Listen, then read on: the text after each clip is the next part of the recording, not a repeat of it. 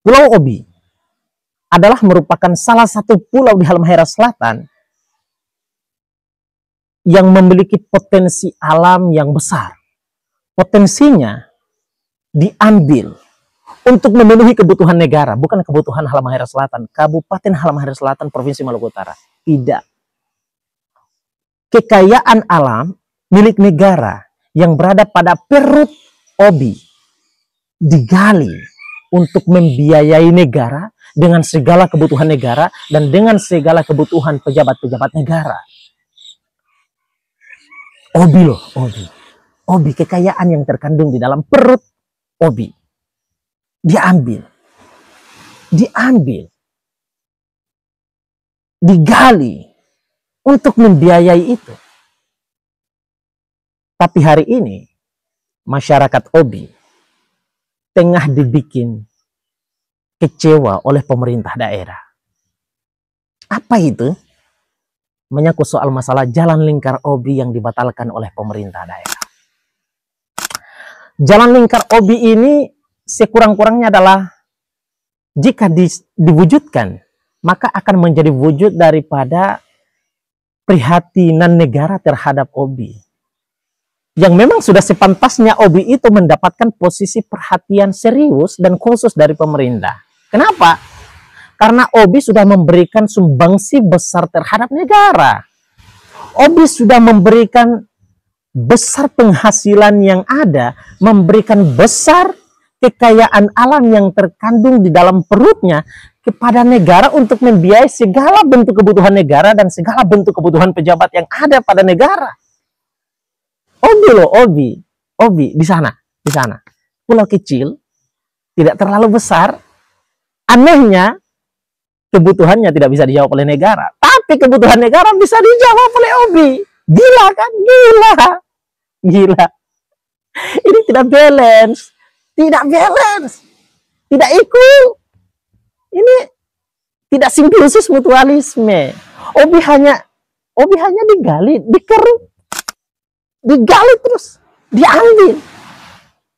Tanpa ada impact baik untuk Obi.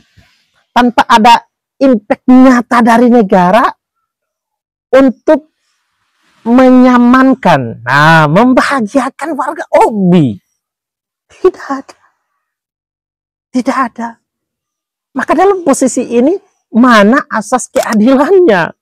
Nah, ini yang tengah lagi sedang dipermasalahkan oleh masyarakat Obi. Ini yang tengah kemudian lagi sedang dibincangkan.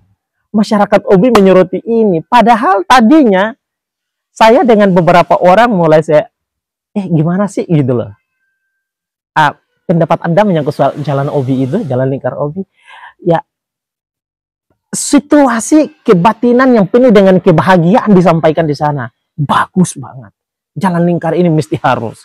Sebab ini akan nantinya menghubungkan masyarakat Obi yang berada pada desa-desa yang terpisah di Pulau Obi. Ada aspek lain agar kemudian juga menghidupkan sektor ekonomi di Pulau Obi. Ya, sebab masyarakat Pulau Obi ini dibikin sulit dan dibikin tidak bisa melangkah jauh jika situasi gelombang itu, cuaca laut itu lagi sedang tidak baik-baik. Maka mereka terpaksa tidak bisa melakukan transaksi ekonomi di desa-desa lainnya. Ya, karena memang salah satu cara untuk bisa menghubungkan satu desa dengan desa lainnya, satu tempat dengan tempat lainnya adalah hanyalah transportasi laut. Dan transportasi laut ini tidak sebagaimana transportasi darat. Dia terbatas dengan cuaca. Dia terbatas ketika cuaca itu memburuk. Gelombang itu naik, besar dia, tinggi. Cuaca laut lagi sedang tidak baik-baik saja, maka saat itu pula masyarakat Obi terpaksa mesti harus menahan. Nah itu. Lalu seketika ada datang program untuk membuat jalan lingkar ini, mereka bahagia banget gitu. Oh bagus ini. Biar silaturahim satu masyarakat dengan masyarakat lainnya itu terhubung dengan baik. Sekurang-kurangnya itu. Saya mau ingin bilang seperti itu. Disebabkan karena memang sektor ekonomi Indonesia itu memang keharusan utamanya memang harus dibangun di atas tataran kekeluargaan. Maka ketika bicara sektor kekeluargaan, maka yang mesti harus dilakukan pertama dan harus dihidupkan oleh masyarakat Indonesia adalah menyangkut soal masalah menghidupkan silaturahim antar sesama. Silaturahim ini bisa menghidupkan banyak hal. Misalnya dari aspek agama, orang yang paling menghidupkan silaturahim, orang yang biasanya menghidupkan silaturahim, maka akan mempermudah ekonominya. Nah, sebagaimana itu, silaturahim jika dipermudah, selalu dilakukan, maka pula akan menghidupkan ekonomi. Yes, jalan lingkar ini adalah merupakan bagian daripada elemen yang menghidupkan ekonomi, menghidupkan silaturahim, dan menjaga keharmonisan antar anak bangsa. Itulah yang dibutuhkan hari ini. Tapi sayangnya, harapan tentang jalan lingkar ini mesti harus terbatas karena alasan efisiensi anggaran. Kacau, kacau. Harusnya memang masyarakat OBI itu tidak boleh dikasih alasan efisiensi anggaran. Karena dalam posisi dan kondisi efisiensi anggaran sekalipun, OBI tetap diambil kekayaan alamnya untuk memenuhi kebutuhan negara dan kebutuhan pejabatnya.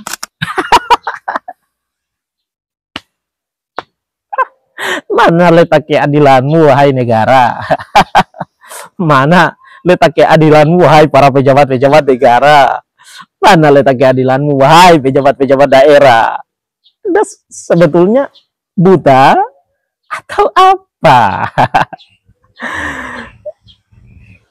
Betapa keras air matamu, betapa keras hatimu, sampai-sampai tidak bisa melihat hal yang merupakan urgensi di sana.